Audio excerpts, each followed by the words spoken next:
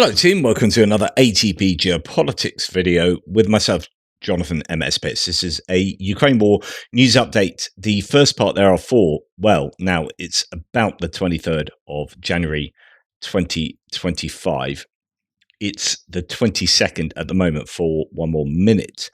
I do apologize for not having put out any content other than a couple of shorts yesterday.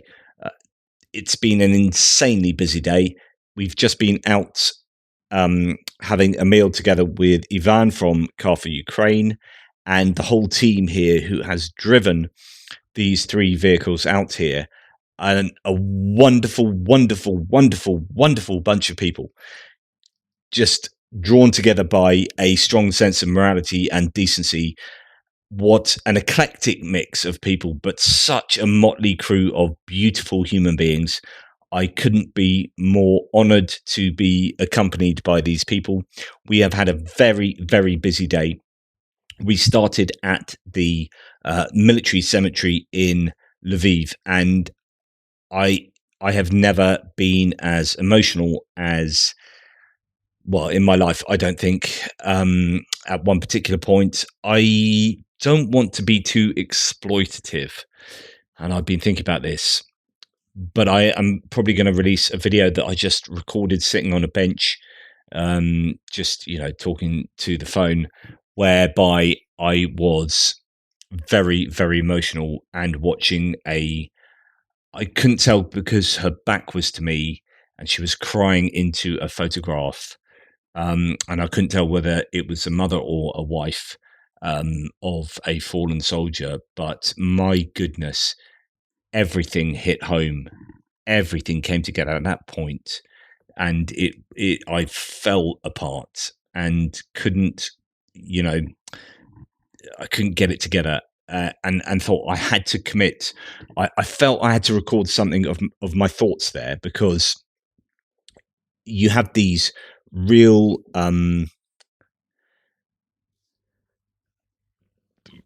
real experiences that are drawing on emotions and all sorts of things, and if you don't record them in some way, then you forget them, and you go through that moment, and you kind of, for me, I need a snapshot because my memory is not great.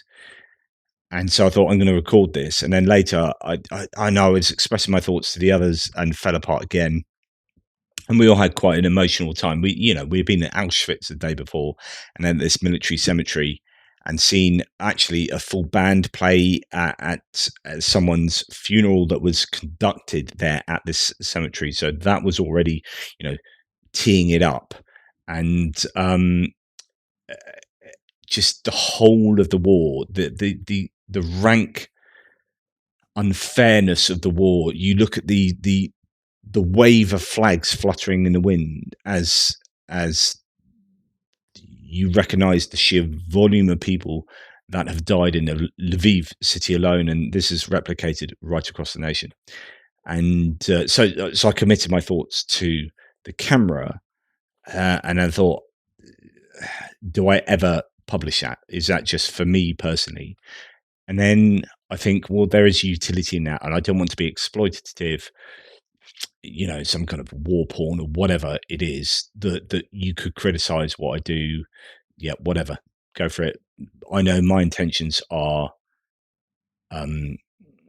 there's integrity there as far as I'm concerned, and that's all that matters to me. So I couldn't give a shit what trolls think and whatever. But I think there's value in trying to communicate that to the outside world, so that there is a connection to the loss of life, to the unfairness of the war, to the real ramifications of what the war, to the war on real people and how they are reacting.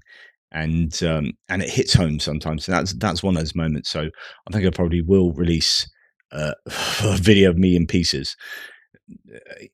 Take it for what it is, which is me in pieces, being emotional over the sanctity of life, I guess, in a way. I don't mean in that any kind of spiritual way, but just in the raw value of human life to other people, and how that life is lost needlessly as a result of the sheer brutish aggression of a narcissistic megalomaniac invading another country. Anyway, so I'll release that tomorrow.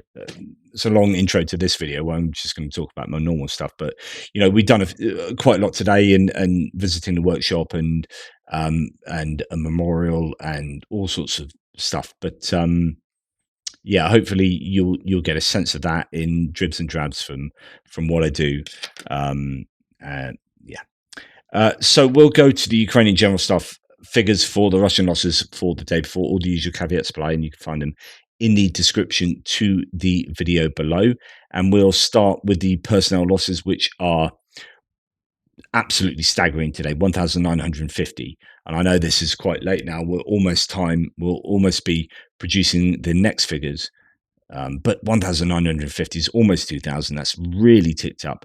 11 tanks is above daily average, and that's pretty significant considering there's been about 2 or 3 days of high tank losses. 8 troop carrying AFVs, so below the daily average. So interesting there that is particularly low. And then 60 artillery systems. So real up and down with a lot of these stats. 155 vehicles and fuel tanks. Just another phenomenal day of losses in that category. One piece of special equipment. My goodness me. Really high losses. We're going to go to Andrew Perpetua, who has the stats for the 20th of January. I think he's also, I mean, this is a few days ago now. I think there's also 21st as well. So I'll have a look on his thread for a further submission. We can see that the stats are, at least overall, approaching parity there. Russians losing a few more than the Ukrainians. Ukrainians having, let's look at combat asset losses, fewer combat asset losses than the Russians. So that's good news for them.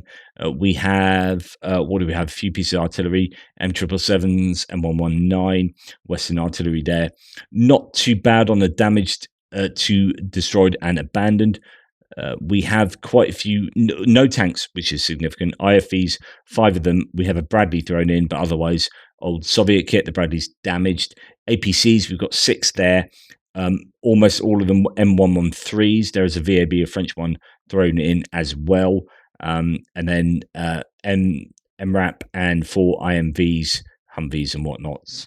So, and Husky, UK provided IMV there. Basically, nothing too severe for the Ukrainians. A few civilian vehicles to throw in, of course. The Russians losing 2, or at least having 2 damaged air defense systems, Tor M2s. That is going to hurt them somewhat. We have a couple of recovery vehicles, artillery, including Tornado G, destroyed there. Tornado G, I don't think that's the one that is the equivalent of the HIMARS for, yeah, there we go, Tornado G. Multiple launch rocket system. I think it's just a later version. The Tornado is a family of related multiple rocket launchers developed by MPO. Splav for Russian ground forces. Variants of the system include Tornado G and S models that have different capabilities and different battlefield roles. Tornado G, 4 rows of 10 launch tubes, yada, yada, yada. Yeah, so I don't think... Yeah, so it's not the... it's not the one that is equivalent to the HIMARS at all, as far as I can see there. So that is not too serious a loss for the Russians, but it is a more recent multiple launch rocket system than the BM-21 Grad or Uragan or Smerch. What's the date for this? Yeah, 2014 to present. So fairly recent there for that vehicle. We've got a couple of D30s, tanks. There's about a dozen tanks. Most of these sort of nondescript or T80s, T72s. There's 2 track garden sheds in there.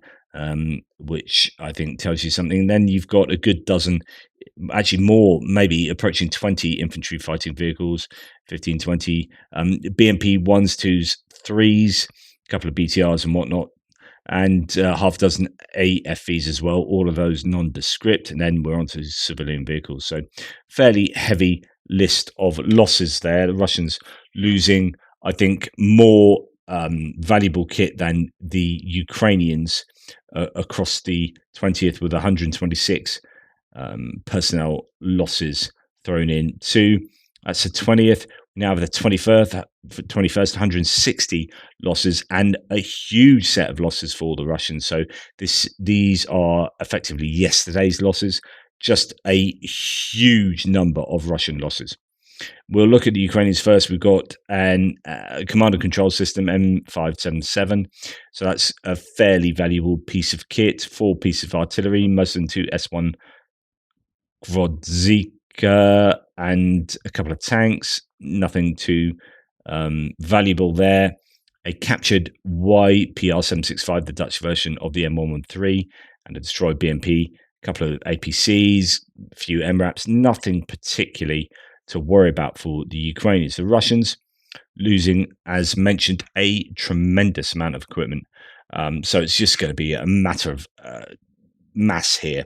Some artillery pieces, D30s, about a dozen, probably 10 tanks actually, a couple of track garden sheds, T72s, T80s, T62, etc., about 10 infantry fighting vehicles, BMP3s mainly, which is significant because that's the most recent. That's what they're still producing. Interesting. And in fact, so if we come out of this, let's go to look at the previous set of losses. And I don't know if this is worth recognizing that you've got 21st, we had the 20th. Looking here, look, BMP3s featuring largely there, a couple of BMP2s. So 2 days of quite a lot of BMP3 losses. Now, they are the only vehicles that the Russians are producing from, only new vehicles that they are building. This might well suggest that the Russians are struggling now to get older bits of equipment out. They're using unarmored vehicles to replace infantry fighting vehicles because they don't have infantry fighting vehicles, and the ones that they do have are basically built from new. This is pure speculation from myself, add a massive pinch of salt, but I wonder whether 2 days of heavy BMP3 losses, proportionally speaking, suggest that they are losing what they're building, which means they've cycled through the large majority of the stockpiles that they have traditionally been drawing from. Yorkshire tea, lovely, which is good because I've had quite a few honey vodkas and dark Lviv beers. So really, I am struggling. It's midnight here and I should be asleep.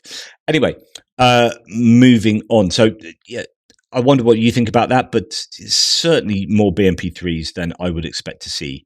They don't make any of the other BMPs, only refurbish them. Trucks, quite a few of those. A couple of APCs, MRAPs, and IMVs. ATVs, almost 10 of these, most of them golf buggies, and an absolute ton of civilian vehicles. The majority of them destroyed. A lot of motorcycles on there, loafs, cars. We drove past a few Bukankas today, actually. Well, certainly a Bukanka that I remember, and your usual old school cars and newer cars, right, as you'd expect in any kind of Western society. But it's interesting. From the last time I was in Ukraine in February of last year, on the Eastern Front, when you're driving around places like Kramatorsk, you would see just an awful lot of Ladas and older cars. Actually, the further west you go, it's just a lot more European. And there's a mix. You still get the old Ladas and really old sort of Russian type cars. A lot of newer Russian type cars, but then also your normal kind of European cars as well. So just quite an interesting observation there, or not. Okay, so moving on. We hear that the BBC reports that North Korea has already lost over a third of its forces fighting for Russia. Its sources in Western intelligence say 36% of the Koreans have died, been wounded, or captured, of which 1,000 have been killed. So that's 1,000 out of, say, 12,000, but 36% is, my goodness, that's what, over 4,000, something like that.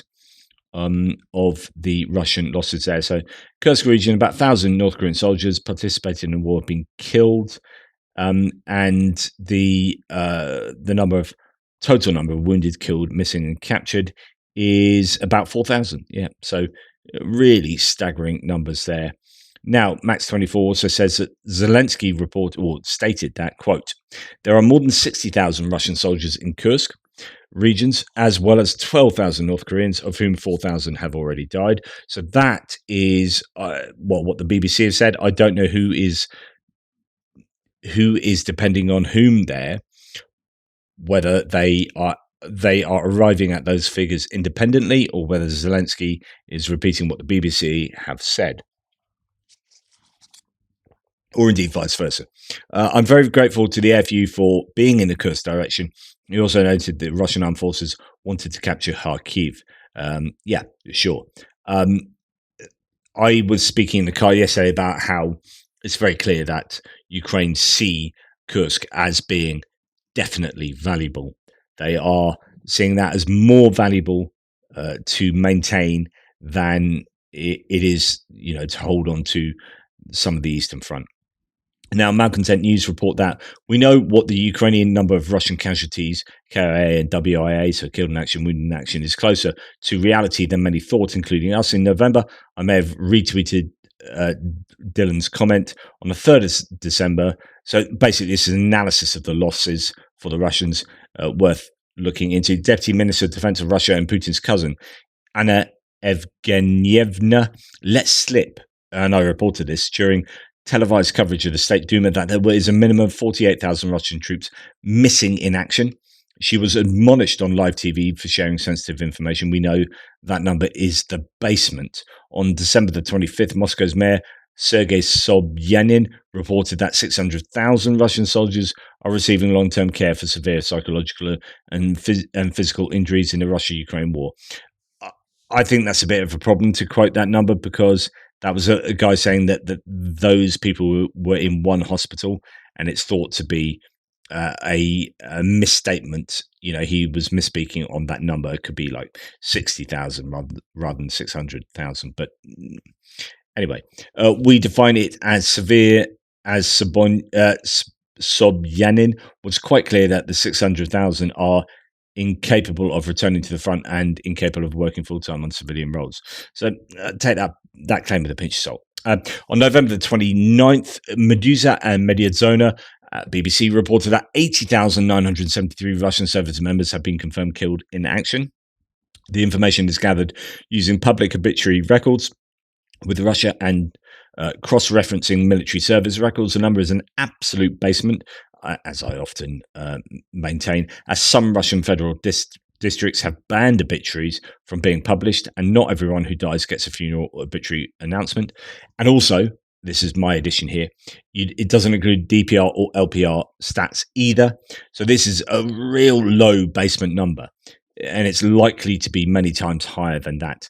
Edit: the Medusa Mediazona BBC KIA figure does include members of PMC Wagner Group.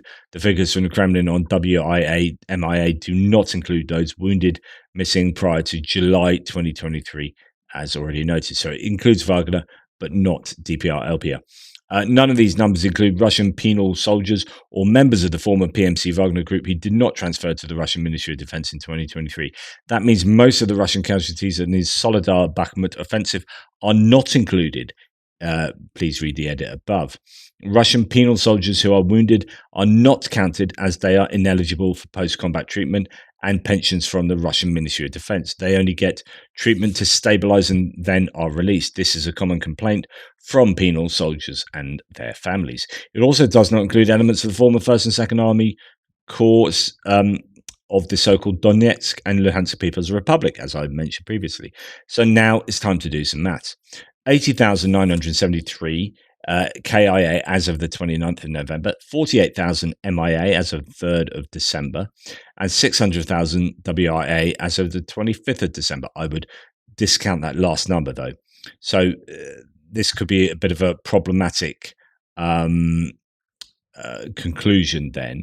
That's 728,973 Russian casualties. Two of those numbers are from Russian sources and one is from research cataloguing publicly available information. The obituary data lags approximately 6 to 8 weeks behind reality. On December the 31st, Kyiv reported that the Russian KIA-WIA is 789,550.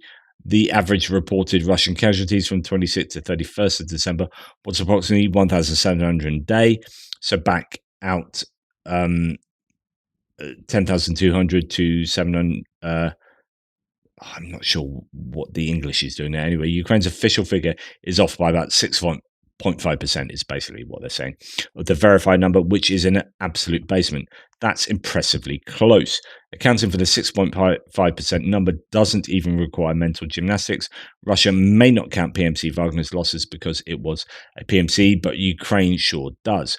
After Russia's OBSEC violations and a leak of sensitive casualty information, we started reporting Ukraine's KIA-WIA figures because it is shockingly close to what is in the public domain. Wait, you're including MIA? That's not fair. Those troops are MIA for Russia. Ukraine is going to know the status of at least some of them. Further, there are countless videos, including many from Russian soldiers, showing uncollected bodies on the battlefield, some left for months.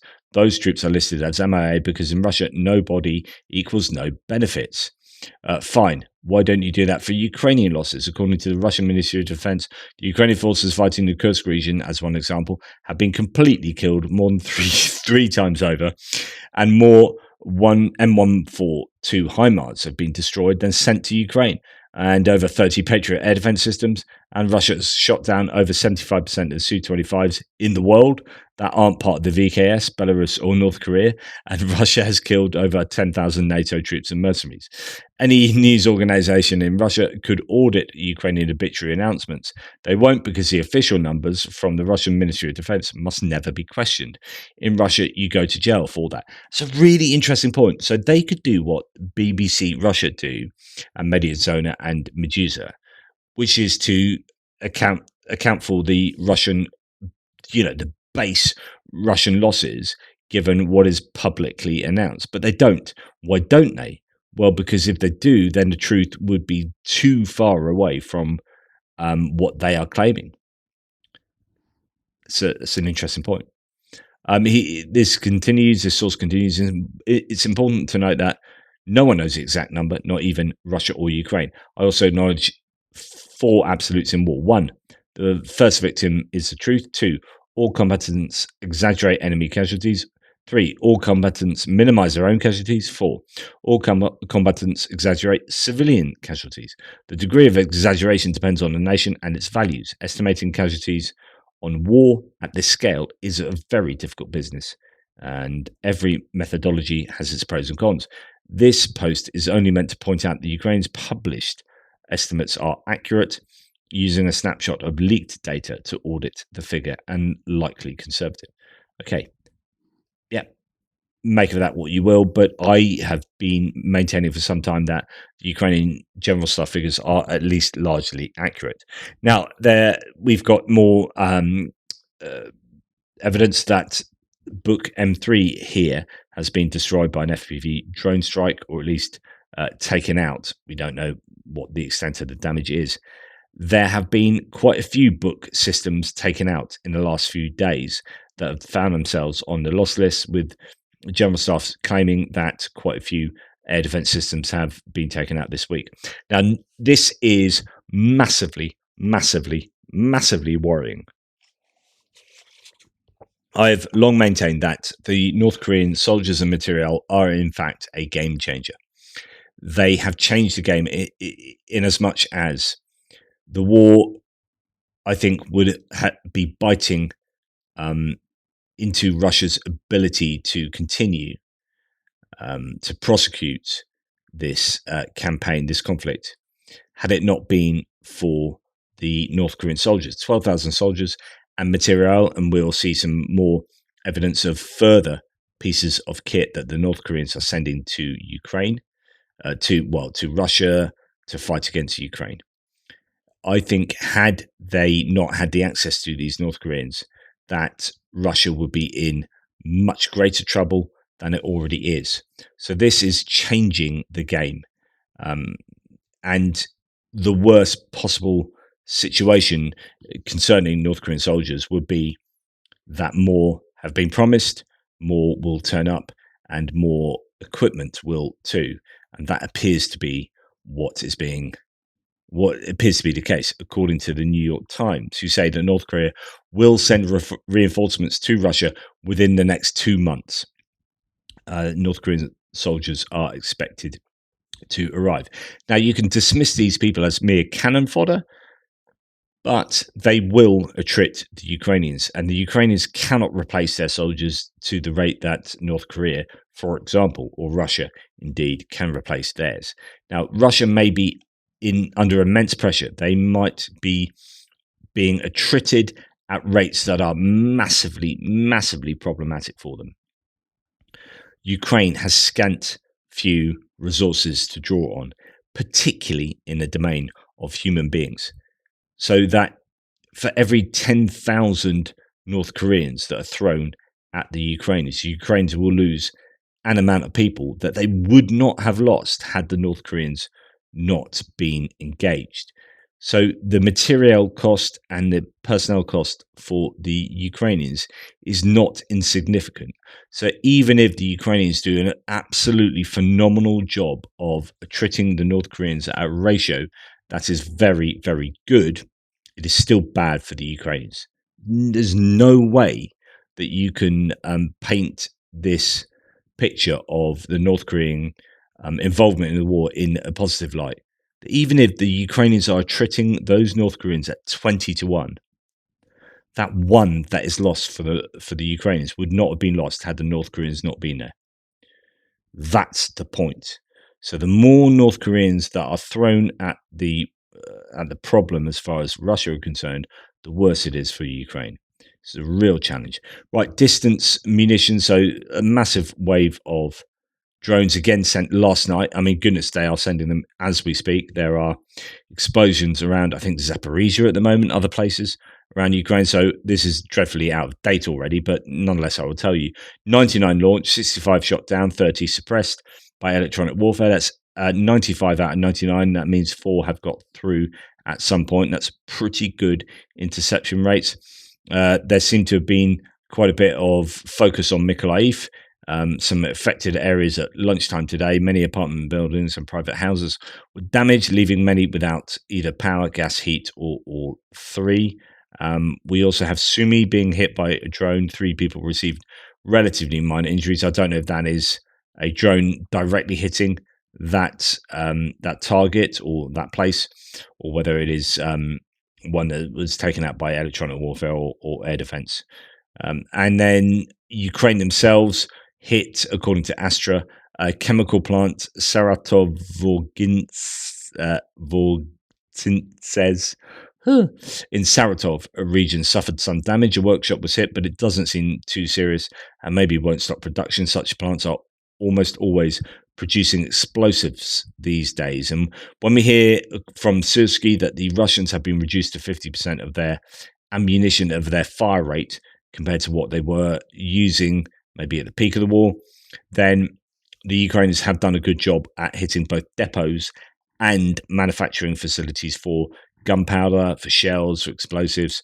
You know, from the raw resources to the finished product, the Ukrainians have been targeting the manufacture, I think, of these shells. Now, satellite images produced or published by Cyberbroshno show that 3 production buildings at the chemical plant in Bryansk were hit during a recent Ukrainian attack. According to available information, aviation forces were involved in the strike. So there's quite a few satellite images coming out of destroyed stuff that the Ukrainians have hit over the last week or two. I'm only including this one because of the mention of aviation forces being involved in the strike, which means that actually Bryansk has been hit, and not for the first time, with either cruise missiles released from Aviation, but probably more likely guided glide bombs. And of course, using Aviation to strike into Russia is really, really significant. And the fact that it doesn't raise an eyebrow from anyone in particular, it's just kind of lost in the daily news, and that Russia is kind of ignoring it, means that, there are red lines that can be crossed, and Russia doesn't react in the way that many people might think. Here we have Russia being hammered by Ukrainian aviation. And that's, I think, good news for Ukraine. Now, let's review, says Anton Gerashenko, this month of burning oil depots and refineries in Russia.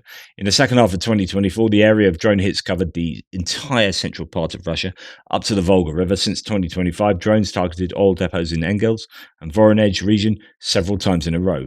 And this is the oil depot in Engels there, caught on camera, as we've seen many pieces of footage of burning oil depots. So Russian electronic warfare and air defense systems weren't able to do much about it. On January the 4th, drones flew more than 900 kilometers and successfully hit the largest seaport in Russia, Ust-Luga, in Russia's Leningrad region. On the 8th, drones flew about 1,000 kilometers and hit an oil depot in Engels that provides fuel for a military airfield. On the 10th, fires broke out in Russia's Rostov region due to drone debris.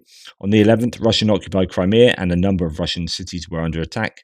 There was a fire in the port of Novorossiysk, 500 kilometers from the border, and that could have been the cruise missile loading crane that has been moved. It's taken 6 months from Sevastopol to Novorossiysk. We haven't seen the Black Sea Fleet, or what's left of it, firing these cruise missiles, particularly since the Black Sea Fleet was hammered and they moved out of Sevastopol. It could be that crane system was hit in that strike then. On the 14th, drones attacked an oil depot in Engels, the Oil-Synthese plant in Kazan, the Saratov oil refinery, and the Bryansk chemical plant. On the 15th, an oil depot started burning in Voronezh region, 200 kilometers from the border. On the 16th, having flown more than 400 kilometers, drones reached the Tambov gunpowder plant. On the 17th, drones again attacked the oil depot in Engels, where Russians had just managed to put out a 6-day fire. It was the third attack in 2 weeks. On the 18th, drones attacked oil depots in Russia's Tula and Kaluga regions. On the 20th, facilities of an aircraft plant in Kazan, 1,000 kilometers from the border, came under drone attack. Drones also paid a visit to a familiar oil depot in Russia's Voronezh region. And on the 21st, drones hit military industrial facilities in the Russian city of Smolensk, 300 kilometers from the border. And that's not an exclusive, it's an extensive list, but it's not everything that has taken place. There are other targets that have been hit as well over the course of that period. Right. Moving on to other bits and pieces, we'll start with the Kyiv Independent saying that the former commander of the scandal hit Ukrainian 155th and of Kyiv Brigade, so that's a French-trained one that were supposedly this all singing, all dancing unit full of really great kit, actually didn't have enough or any drone capabilities and were then carved up to be sent to different areas of the front line to some degree. And there have been some issues with desertion and all sorts of command problems. Well, the former commander of the scandal hit 155th and of Kyiv Brigade has been remanded in custody with a bail of 90 million hryvnia, about $2.1 million, from Madska reported yesterday. Wow. So something happening about that. That brigade has been in the news for all the wrong reasons, which is a shame because I think, the French pulled their weight in that one. So in the Pokrovsk direction, just to let you know that Russia's trying to bypass Pokrovsk and has now taken over Kotlina. Geolocated footage shows that this means the Russians can now continue their offensive from Shevchenko without having to worry about their western flank as supply roads are cut off. So that road being cut there, and it looks like Pokrovsk is getting into more and more trouble from the west as much as it is from the south and the east. So really challenging there, although it has been absolutely hammered. I was speaking to Pierre today, where he was saying that, new shopping centres in Pokrovsk, what should be a thriving town, it's just absolutely heartbreaking to see it, scare quotes, liberated by the Russians. Here's a guy that's been in there countless times and seen, what the Russians have been doing to the people and the places there. Absolutely heartbreaking. Evel Gherkin, or should we say Straukov, Igor Gherkin, the former leader of the DPR, I think it was, the forces up in Donetsk and Luhansk during the 2014 to 2022 iteration of this war. Although he wasn't in control for all that time, but he was, militarily very important in that Little Green Men campaign, who has then since been very critical of the Russians for the way that they have conducted themselves in the war, although not from they shouldn't be involved in the war. Absolutely believes that Russia should be kicking the crap out of the Ukrainians, but has said that they're not doing a good enough job of defeating the Ukrainians. He's now been put in prison. He's then written from prison. The SMO has failed. The convict, says War Translated, summarized a special military operation. None of Putin's goals have been achieved. The war is now being fought on Russian territory. Drones are targeting distant regions, and a powerful group, armed group, is concentrated along the border. So if you want to see what his opinions are of the war, read the screen at the moment. TLDR is he's not very happy with the situation, and he's just a little critical of the Russians. Now, Chris Owicki has another thread here. Russian artillerymen are reported having significant problems with inconsistently filled propelling charges for shells, which is undermining their accuracy, but have been forbidden by the Russian General Staff for trying to fix the problem themselves. This is something we've heard about for a long time, considering the preponderance of North Korean ordnance, which is not very well manufactured. The philologist in Ambush Telegram channel reports that complaints continue to come from artillerymen about the quality of ammunition, including the floating weight of gunpowder charges. That is, a problem with the weight of the gunpowder remains, and artillerymen are forced to continue to weigh gunpowder charges in order to somehow ensure more or less acceptable accuracy. The channel suggests that, quote, manufacturers are tinkering with the weight in view of the general complexity of the situation with powders, which results in a variation of products. Russia's still reportedly dependent on foreign raw materials for making propelling charges. Quote, that is, the variation of the charge that itself can be caused primarily by the varying characteristics of different powders. Perhaps a reason for the difference in weight in the powder charges of imported shots is similar. However, in any case, the masses of the powder charges vary not only very significantly, but also very unpredictably, including within the batches received by the artillerymen, and this somehow hints at that in addition to the variety of powders, purely production flaws are quite likely. So, in view of the objectively existing variety of powders, it is likely undesirable to try to select the mass of the charge empirically by adding or subtracting, but it is necessary to sort powder charges by more or less similar mass indicators.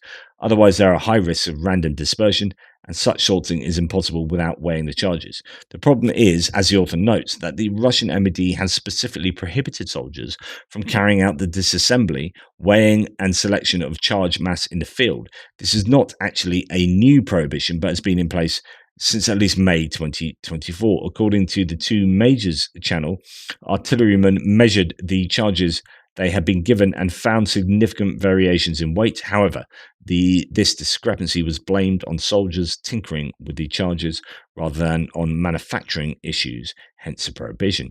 The philologist wrote disgustedly at the time, quote, all our artillerymen were essentially told, you yourselves are clumsy, you don't know how to shoot, and you don't dare check the powder charge yourself.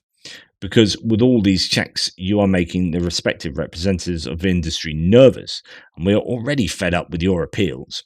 He insists that, quote, the problem of ensuring the accuracy of artillery fire due to the variety of gunpowder and its weight difference definitely exists, and it is suddenly not solved by prohibiting the weighing of gunpowder charges. Moreover, the variety of gunpowder and its weight differences obviously do not allow for stable accuracy of destruction, even with well-trained personnel, rebarreled guns, and a normal reconnaissance and fire profile. In other words, it's a bit of a shit show, and they are not having very accurate munitions being delivered to the front line with weighting of gunpowder leading to incredibly unpredictable results. They do have, however, shipments of North Korean 170mm M1989 Koksan self-propelled guns, more shipments. This is, again, goes back to what I said, that, you can laugh at this stuff, but it can fire lead at the Ukrainians and it can kill Ukrainian soldiers. So it shouldn't be dismissed out of hand. These will attrit Ukrainians, and the Russians are receiving more and more of them. So these are going to the front lines in Ukraine. Alexander Kovalenko shared this image. These long-range systems are already in use, Ukrainian soldiers have confirmed. They act as a replacement for lots of destroyed 2S4 Tulpan heavy mortars. So those are 240mm heavy mortars that are self-propelled. Now, Chris Owicki has another thread here. The Russian neo-Nazi group Rusich has warned that the Russian army faces a collapse of its combat capabilities if the war in Ukraine ends. Due to the mass return to civilian life of mobilized personnel, it advises Putin to keep the war going to avoid this scenario. This is something we've talked about a number of times. I spoke about this with, I think, Jonathan Fink as well on a previous live stream. So Rusich advocates 8 criteria for victory in Ukraine. 1, stand with troops along the Dnipro. 2, take Odessa, land route to Transnistria. 3, Ukraine's refusal of any alliances with NATO. 4, limitation of the Ukrainian armed forces in numbers and weapons. 5, extradition of the SPU and HUR documents, extradition to Russia of employees of these special services who are involved in terrorist attacks on the territory of the Russian Federation. And 6, extradition of Russian citizens who participated in the war against Russia. 7, complete withdrawal of Western forces, advisors, from the territory not controlled by Russia. 8, cancellation of sanctions. Wow. So if that's realistically what you're arguing for, my goodness, I can't think that that is going to happen at all. But there you go. If this is achieved, Rusich says it gives an opportunity for a respite and restoration of the Russian armed forces, replenishment of depleted reserves, training of a new generation ready for war. However, if the war ends along the current front lines, then a very important and problematic moment will arise. People with combat experience will leave the army for civilian life, and the army will again become incapable of contact. The group observes that there is already a noticeable lack of trained personnel, which will become drastically worse when demobilization finally takes place. It points out that retaining people will be extremely difficult and lists specific problems. Peacetime salaries are simply ridiculous. Many people's military contracts have expired. Benefits and payments upon entering the service are unfair. One came before mobilization at the call of his heart and received nothing for signing a contract, while another received 3 million in payments and 5 million in loans written off.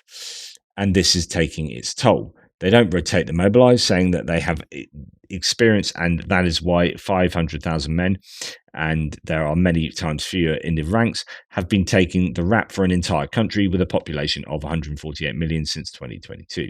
The age of those signing a contract is often the maximum for service, and their health will not pass any military medical commission. Veteran benefits and payments are simply ridiculous, and dwindling troop numbers are being bolstered, as Rusich correctly observes, by refusing to allow men to leave upon their expiry of their contracts and by forcing the obviously fit to continue fighting at the front lines. In fact, there's been quite a lot of report. I think Reporting from Ukraine did a video on these sort of crippled units, loads of people on crutches, a whole group of soldiers in one. Here's another video showing just troops that are wholly unfit to fight, being forced to go back and fight. So research continues. When these people leave their service after completing a special military operation, at least 80% will leave.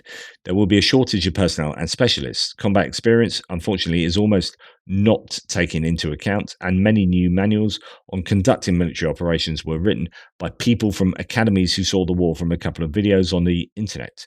Also, in addition to staffing shortages, there will be a shortage of motivated and trained youth who can be put in the ranks if necessary. Recall that since 2014, the enemy massively trained youth 12 to 16 years old, and by 2023, they are already adults and motivated warriors. And in our country, the training of young people was forgotten and did not develop. And this is not enough, and they forgot about the youth. The state, judging by the stupid and harmful amendments to the gun legislation, does not even have the goal of creating a civil society capable of defending it, the state, with weapons in their hands.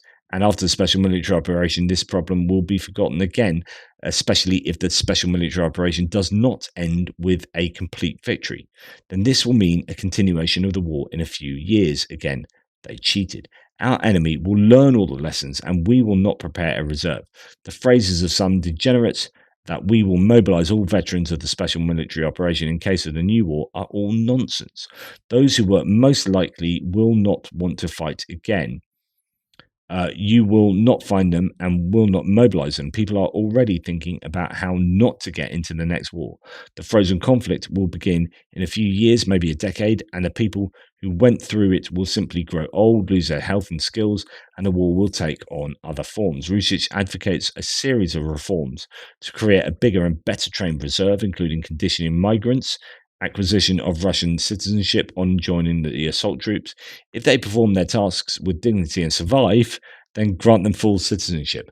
I mean, goodness me, right? So this is a major source for the Russians saying that all's not well, and if the war is frozen, we're in trouble. And this is the problem. People are saying that if Putin stops a war, then the amount of demobilized people coming back into society will be hugely problematic for the Russian economy, for the welfare system, and so this is an incentive for Putin to just continue doing the war. He can't afford not to. He absolutely has it baked in to his whole economy now that they are at war. But in order to stay at war, then they're going to have to get more migrants, include conditioning migrants acquisition of Russian citizenship. So they need to just bribe migrants with Russian citizenship and then draft them into the war.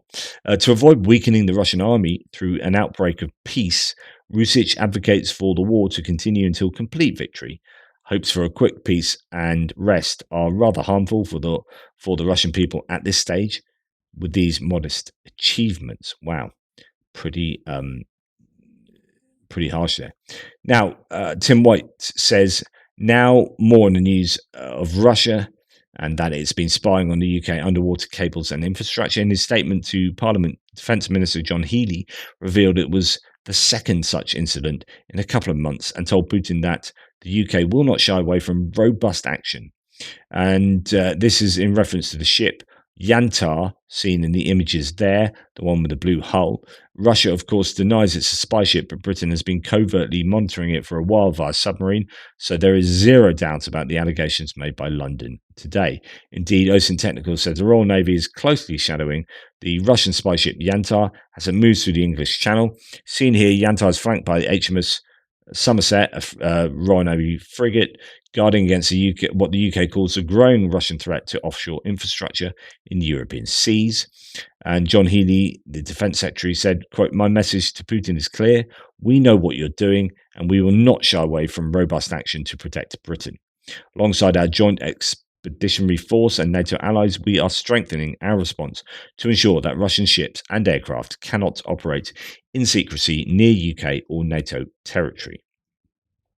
So that is, I think, an important step to really make it far more publicly known that Russia are the bad guys. This is exactly what I've been talking about, what we should be doing, which is just adequately responding to the threats that Russia are posing to us. Here we have a Russian spy ship ambling through the English Channel, and yet, we perhaps have been a little bit, I don't know, conservative in the way that we have approached our response to Russia.